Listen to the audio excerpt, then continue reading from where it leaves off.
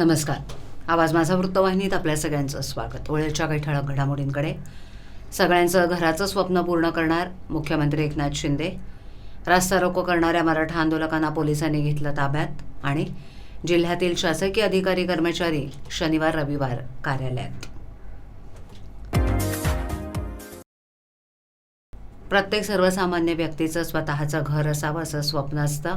हे शासन सर्वांच्या घराचं स्वप्न पूर्ण करणार असं प्रतिपादन मुख्यमंत्री एकनाथ शिंदे यांनी कोकण गृहनिर्माण आणि क्षेत्रविकास मंडळ म्हाडा सदनिका सोडत 2023-24 कोकण विभागातील 5,311 सदनिकांच्या विक्रीसाठी राम गणेश गडकरी रंगायतन नाट्यगृह ठाणे येथे आयोजित संगणकीय सोडत कार्यक्रमात केले. यावेळेला गृहनिर्माण मंत्री अतुल सावे, विधान परिषद आमदार निरंजन डावखरे, आमदार संजय केळकर, माजी आमदार रवींद्र फाटक, ठाणे जिल्हाधिकारी अशोक शिंगारे, म्हाडाचे उपाध्यक्ष तथा मुख्य कार्यकारी अधिकारी संजीव जयस्वाल, कोकण गृहनिर्माण आणि क्षेत्रविकास मंडळाचे मुख्य कार्यकारी अधिकारी मारुती मोरे इत्यादी मान्यवर यावेळेला उपस्थित होते. मुख्यमंत्री शिंदे पुढे म्हणाले की अन्न, वस्त्र आणि निवारा ही काळाची आणि समाजाची मूलभूत गरज आहे. त्यासाठी केंद्र आणि राज्य सरकार सर्वतोपरी प्रयत्न करत आहे. पंतप्रधान आवास योजना ही शहरी आणि ग्रामीण या दोन्ही भागात राबवली जाते. अल्प उत्पन्न गट, अत्यल्प उत्पन्न गट आणि मध्यम उत्पन्न गटातील लोकांना या सदनिकांचं सोडतीद्वारे वाटप करण्यात येतं. पंतप्रधान आवास योजनेमध्ये आपल्याला केंद्राकडून मोठ्या प्रमाणावर मदत मिळते. राज्य सरकारकडून घरं मोठ्या प्रमाणावर वाढवण्याचा संकल्प करण्यात आला आहे. गिरणी कामगारांना देखील घरं देण्यास सुरुवात केली आहे. राज्य शासन अनेक गरजू कुटुंबांना घर देत आहे. हे सर्वसामान्यांचं सरकार असून सर्व कामकाज पारदर्शक पद्धतीनं चाललंय. पायाभूत सुविधा पुरवण्यावर भर देण्यात येतोय. ते पुढे म्हणाले की आपल्या देशाची अर्थव्यवस्था प्रगतीपथावर असून आता अर्थव्यवस्थेमध्ये आपला भारत देश जगात 3ऱ्या क्रमांकावर आहे. देशात आणि राज्यात सर्वांगीण विकास होताना दिसतोय. शासनाकडून देण्यात येणारी ही सर्व घरं वेळेमध्ये पूर्ण झाली पाहिजेत. जे वेळेत घर पूर्ण करतील त्यांना सन्मानित करण्यात येईल, तर जे काम वेळेत काम करणार नाहीत त्यांना निश्चितच दंड आकारण्यात येईल. शेवटी म्हाडा सदनिका सोडत 2023-24 मध्ये ज्यांना घरं मिळाली आहेत त्या सगळ्यांचे मुख्यमंत्र्यांनी अभिनंदन केलं. कार्यक्रमाची सुरुवात राज्यगीतानं आणि दीपप्रज्वलनानं झाली. यावेळेला म्हाडाचे अधिकारी, कर्मचारी, सोडतीमध्ये भाग घेतलेले नागरिक मोठ्या संख्येनं उपस्थित होते. ठाणे पोलिसांनी कॅडबरी चौकात रास्ता रोको आंदोलन करण्यासाठी आलेल्या मराठा आंदोलकांना ताब्यात घेतलंय.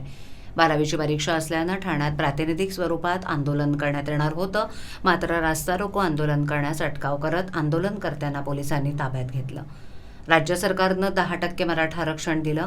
मात्र कुणबी प्रमाणपत्र देताना सगळे सोयरे या शब्दाची अंमलबजावणी केली नाही. त्यामुळे मनोज जरांगे पाटील यांनी आंदोलन सुरूच ठेवलंय. त्यांच्या आदेशावरून राज्यभरात रास्ता रोको आंदोलन सुरू करण्यात आलंय. ठाण्यातही मराठा आंदोलक रस्ता रोको करणार होते. तत्पूर्वीच दत्ता चव्हाण, डॉक्टर पांडुरंग भोसले, दिनेश पवार, निखिल जाधव यांच्यासह अनेक कार्यकर्त्यांना पोलिसांनी ताब्यात घेतलंय. शासन आपल्या दारी हा कार्यक्रम कल्याण इथे 3 मार्च रोजी आयोजित केलाय. या कार्यक्रमाच्या अनुषंगानं विविध कामांचं, योजनांच्या लाभार्थ्यांची त्रुटी दूर करून त्यांना पात्र ठरवण्याची कामं पूर्ण करण्यासाठी जिल्हाधिकारी कार्यालयासह तहसीलदार, जिल्हा परिषद, पंचायत समित्या इत्यादींच्या नियंत्रणातील कर्मचाऱ्यांना या शनिवार रविवारच्या सुट्ट्यांचे 2 कार्यालयात येऊन रखडलेले काम पूर्ण करायचे. तसंच आदेश संध्याकाळी उशिरापर्यंत संबंधित वरिष्ठांकडून जारी झालेत. त्यामुळे कर्मचारी अधिकाऱ्यांमध्ये नाराजीचा सूर ऐकायला मिळतोय. शासन आपल्या दारी या कार्यक्रमाच्या पूर्वतयारीचा आढावा गेल्या काही दिवसांपासून जिल्हाधिकारी कार्यालयात घेतला जातोय. आजही सायंकाळी ही आढावा बैठक घेण्यात आली. दरम्यान या कार्यक्रमाला अनुसरून रखडलेले, प्रलंबित असलेली कामं पूर्ण करण्यासाठी सुट्टीच्या शनिवारी आणि रविवारी अधिकारी कर्मचाऱ्यांना कार्यालयात येण्याचं फरमान जारी करण्यात आलंय. अन्यथा शिस्तभंगाची कार्यवाही करण्याचे संकेत प्राप्त झालेत. त्यामुळे तर्कवितर्क काढले जात आहेत.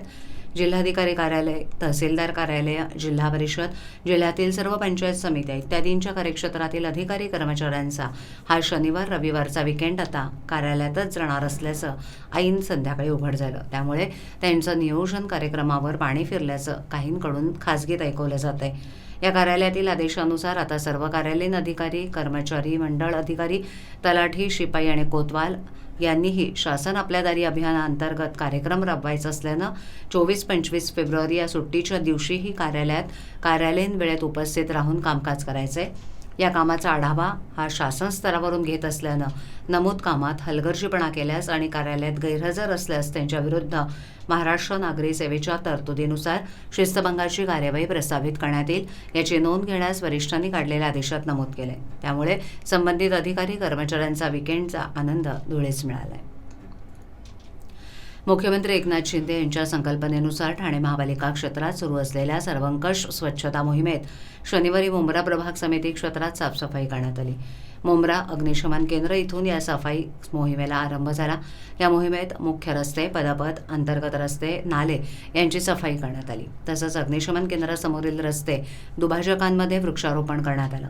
पालिका आयुक्त अभिजित बांगर यांच्या मार्गदर्शनाखाली ठाणे महापालिका क्षेत्रात सुरू असलेल्या या मोहिमेत रस्ते साफ करणं, पाण्यानं धुणं, पदपथ सफाई, रस्ते दुभाजक स्वच्छ करणं, नाले सफाई, उद्योग सफाई, उद्यान सफाई यांचा समावेश आहे। या मोहिमेअंतर्गत शनिवारी मुंब्रा प्रभाग समिती कार्यक्षेत्रात आयोजित केलेल्या सर्वंकष स्वच्छता अभियानास स्थानिक नागरिकांनीही प्रतिसाद दिला। या मोहिमेत सफाई कर्मचाऱ्यांसोबत पालिकेचे अतिरिक्त आयुक्त 1 संदीप माळवी, अतिरिक्त आयुक्त 2 प्रशांत रोडे, उपायुक्त तुषार पवार, उपनगर अभियंता कार्यशाळा गुणवंत झांबरे, वैद्यकीय आरोग्य अधिकारी डॉक्टर अनिश शिंदे तसंच पालिका अधिकारी आणि कर्मचारी सहभागी झाले होते। सकाळी 6:15 वाजता मुंब्रा अग्निशमन केंद्र या मोहिमेस आरंभ झाला। मुंब्रा प्रभागातील आत्माराम चौक, रेती बंदर, दत्तवाडी, मुंब्रा स्टेशन परिसर, Mumbra market, Mumbra bypass, new Mittal road, stadium road, Gulab park, market परिसर, किस्मत कॉलनी परिसर, कादर पॅलेस वसाहत, ठाकूरपाडा, संजयनगर, आनंद कोळीवाडा, बाबाजी पाटीलवाडी, शंकर मंदिर परिसर, अमृतनगर वसाहत येथील मुख्य रस्ते, अंतर्गत रस्ते यांची साफसफाई करण्यात आली। मुख्य रस्ते पदपथ झाडून पाण्यानं स्वच्छ करण्यात आले। रस्त्यावरील दुभाजक स्क्रबरच्या साह्यानं घासून नंतर पाण्याच्या फवारणीनं स्वच्छ धुण्यात आले। परिसरातील रस्त्यांबरोबरच लहान मोठे नाले स्वच्छ करण्यास सुरुवात झाली आहे। या स्वच्छता मोहिमेस आरंभ झाल्यानंतर अतिरिक्त आयुक्त 1 संदीप माळवी, अतिरिक्त आयुक्त 2 प्रशांत रोडे यांच्या हस्ते अग्निशमन केंद्रासमोरील रस्ते दुभाजक सुशोभित करण्यासाठी तिथे वृक्षारोपण करण्यात आलं। रस्ते पदपथ सफाईसोबतच धूर फवारणी, औषध फवारणीही करण्यात आली। मराठा नेते मनोज जरांगे पाटील हे वारंवार पोटतिडकीनं सरकारकडे मागणी करतायत की ओबीसीमधूनच आम्हाला आरक्षण द्या। त्यांची ही मागणी योग्य आणि संविधानिक आहे। तर राज्य सरकारला फक्त ओबीसीमधून तर केंद्र सरकारला SC, ST आणि EWS व्यतिरिक्त अन्य पर्यायातून आरक्षण देता येत नसल्यानं सध्या दिलेलं आरक्षण हे असंविधानिक आहे असा दावा ज्येष्ठ संविधान अभ्यासक तथा ओबीसी नेते खासदार हरिभाऊ राठोड यांनी पत्रकार परिषदेत केला। राठोड म्हणाले की बाळासाहेब आंबेडकर हे सांगतात मराठ्यांचं ताट वेगळे तर ओबीसींचे ताट वेगळे, वेगवेगळे ताटं करणं याचा अर्थ भारतरत्न कर्पूरी ठाकूर फॉर्म्युला वापरून कुणबी मराठा एकत्र करून वेगवेगळ्या ताटात आरक्षण दिलं तर सर्वच मागासवर्गीय प्रवर्गाला आरक्षणाचा लाभ होईल। मनोज जरांगे पाटील यांची ओबीसीमधून मराठा समाजाला आरक्षण देण्याची मागणी कायदेशीर आणि संविधानिक असल्यामुळे आमचा त्यांच्या आंदोलनास पाठिंबा असल्याचं ओबीसी नेते माजी खासदार हरिभाऊ राठोड यांनी सांगितलं। तसंच 10% वेगळं आरक्षण देण्याचा सरकारनं घेतलेला निर्णयाचा पुनश्च विचार करावा असा सल्ला देखील त्यांनी दिला। दरम्यान राज्य सरकारला अशा पद्धतीनं स्वतंत्र आरक्षण देण्याचा अधिकार नाही, त्यामुळे त्यांनी दिलेलं आरक्षण हे असंविधानिक असून त्याचं पुनर्विलोकन करावं आणि ओबीसी आरक्षणाची 27% मर्यादा वाढवून मराठ्यांनाही ओबीसींमधून आरक्षण द्यावं। ते आरक्षण संविधानिक होईल आणि सर्वोच्च न्यायालयातही टिकेल असा दावाही हरिभाऊ राठोड यांनी केलाय। की ओबीसीमध्ये मराठा समाज मोठ्या प्रमाणात 70-80% कुणबी म्हणून आधीच आलेला आहे आणि तो जवळपास मंडल आयोग लागू झाल्यापासून आणि 2001 साली जो GR निघाला होता कुणबी मराठा 1 असल्याचा तेव्हापासून आणि त्यानंतरही मोठ्या प्रमाणात मराठा समाजाने कुणबीचे दाखले घेतलेले आहे। त्यामुळे जो आता आम्ही सांगतो की धक्का लागू नाही म्हणतात, तुम्ही धक्का लावायचा नाही म्हणतात, पण जो धक्का लागलेला आहे त्याचं काय त्याच्याबद्दल तो बोलत नाही, भुजबळ साहेब बोलत नाही।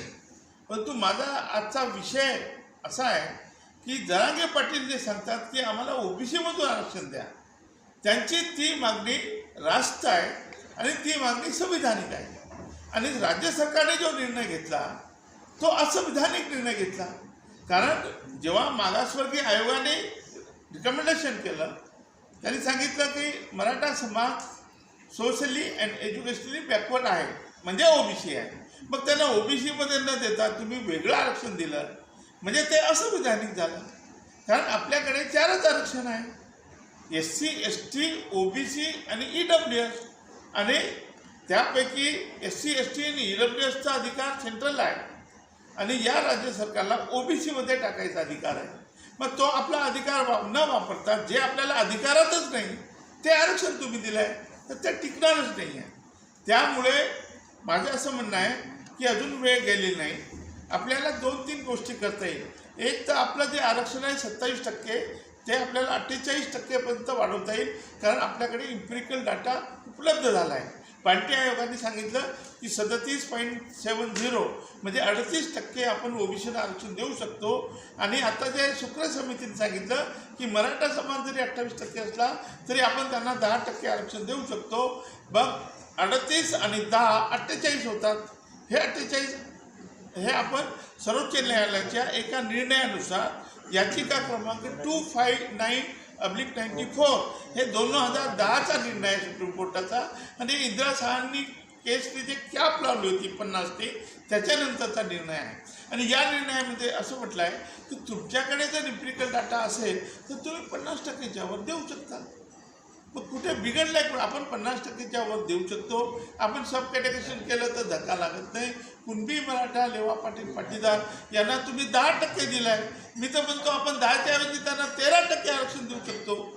आणि सोबतच आम्ही 12 बलुतेदारांना 4% आरक्षण देऊ शकतो. आमच्या भटक्या विमुक्त धनगर बंजाऱ्यांसुद्धा अर्धा 1% आम्ही वाढवून देऊ शकतो. त्यामुळे हे भुजबळ साहेबांमुळे मोठं नुकसान झालं आहे. या आंदोलनाचं नुकसान झालं आहे. मराठ्याचं तर झालंच झालं, पण मराठ्यापेक्षा ओबीसीचं प्रचंड नुकसान झालेलं आहे. जे ओबीसीला मिळालं असतं, 12 बलुतेदारांना मिळालं असतं, त्यांच्यामुळे ही रोख लागलेली आहे. म्हणून यामध्ये भुजबळ साहेबांनी आमचं प्रचंड नुकसान केलेलं आहे. आणि राजकीय निर्णय राजकीय निर्णय अशा पद्धतीने घेतला की तुम्ही ओबीसीला घाबरून काहीतरी तुम्ही निर्णय घेतला आहे आणि म्हणून वेगळं आरक्षण दिलं आहे तुम्ही. त्यामुळे राजकीय निर्णय घेऊ नका, तुम्ही संविधानिक निर्णय घ्या अशी माझी मागणी आहे. आवाज माझावरील एखादी बातमी पाहिजे होऊन गेली असल्यास यूट्यूबवर ती तुम्ही पाहू शकता. तर मग नक्की सबस्क्राईब करा आवाज माझा. आजच्या ठळक घडामोडी शेवटी पुन्हा एकदा. सगळ्यांचं घराचं स्वप्न पूर्ण करणार मुख्यमंत्री एकनाथ शिंदे. रास्ता रोको करणाऱ्या मराठा आंदोलकांना पोलिसांनी घेतलं ताब्यात. आणि जिल्ह्यातील शासकीय अधिकारी कर्मचारी शनिवार रविवार कार्यालयात. आपल्या विभागातील काही सूचना अथवा समस्या असल्यास त्या आमच्यापर्यंत जरूर पोहोचवा. आम्ही तुमचा आवाज नागरिकांपर्यंत नक्की पोहोचवू. आम्हाला संपर्क करण्यासाठी आमचा पत्ता आवाज माझा 103 साईलेक आदर्श नगर कोलबाड रोड ठाणे पश्चिम. आमचा दूरध्वनी क्रमांक 7666214141. आमचा ईमेल ID awazmaza.tvnews@gmail.com. तर पुन्हा भेटू याच वेळी याच ठिकाणी काही नवीन घडामोडींसह आवाज माझा वृत्तवाहिनी. तोपर्यंत नमस्कार.